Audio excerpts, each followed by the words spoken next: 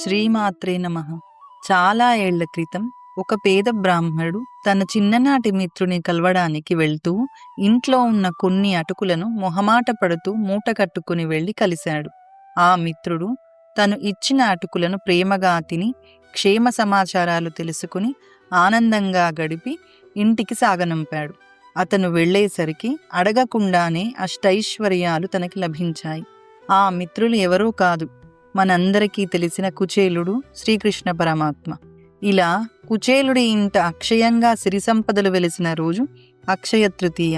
అంతేకాదు, ఎప్పుడో ఒకసారి వేలుకి చిన్న గాయం అయితే తన వస్త్రంతో నిస్వార్థంగా కట్టుకట్టిన ద్రౌపదికి సభలో అవమానం జరిగినప్పుడు అక్షయంగా ఎలా వస్త్రాలను అందించాడో మనకు తెలిసిందే.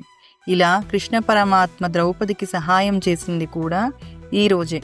అలాగే దశావతారాల్లో ఒకరైన పరశురాముడు అవతరించిన రోజు, భగీరథుని తపస్సు వల్ల గంగాదేవి భూమి మీదకి వచ్చిన రోజు, మహాభారతాన్ని వ్యాసుడు మనకు అందించిన రోజు ఈ రోజే. మనకు తెలిసిన ఈ కథలన్నింటిలో ఒక్క విషయం స్పష్టంగా తెలుస్తుంది. శ్రీకృష్ణ పరమాత్ముడి నుంచి వ్యాస భగవానుడి దాకా అందరూ నిస్వార్థంగా ఎలాంటి ప్రతిఫలం ఆశించకుండా ఏదో ఒకటి మనుషుల కోసం అందించారు. అదే మనం నేర్చుకోవాల్సిన గొప్ప పాఠం. నిస్వార్థంగా ఇవ్వడం దానం యొక్క లక్షణం.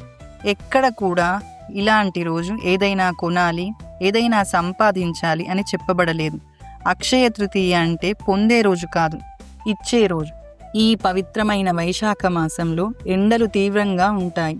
ఇలాంటి సమయంలో ఎవ్వరమైనా చేయగలిగే చిన్న పని ఒక గిన్నెలో లేదా కుండలో నీళ్లు పెట్టడం, దాహంతో ఉన్న పక్షులకు, జంతువులకు, మనుషులకు అందించడం. ఇది చెయ్యడానికి నాకు సాధ్యం కాదు అని చెప్పే పరిస్థితి ఎవ్వరికీ ఉండదు. చిన్నదైనా మనస్ఫూర్తిగా నిస్వార్థంగా చేసిన సహాయం అక్షయమయ్యే పుణ్యమే. ఇలాంటి రోజు మొదలుగా మనందరం ఒక సంకల్పం తీసుకున్నాం. చిన్నదైనా మనకు సాధ్యమైనంత వరకు అందరికీ ఉపయోగపడేలా ఏదో ఒకటి చెయ్యాలి. అలాంటి నిస్వార్థ సేవ చేయగల శక్తిని ఇవ్వమని భగవంతుని జపం చేద్దాం. ఇవ్వడం నేర్చుకుంటే మన జీవితం కూడా అక్షయంగా మారుతుంది. శ్రీమాత్రే నమః.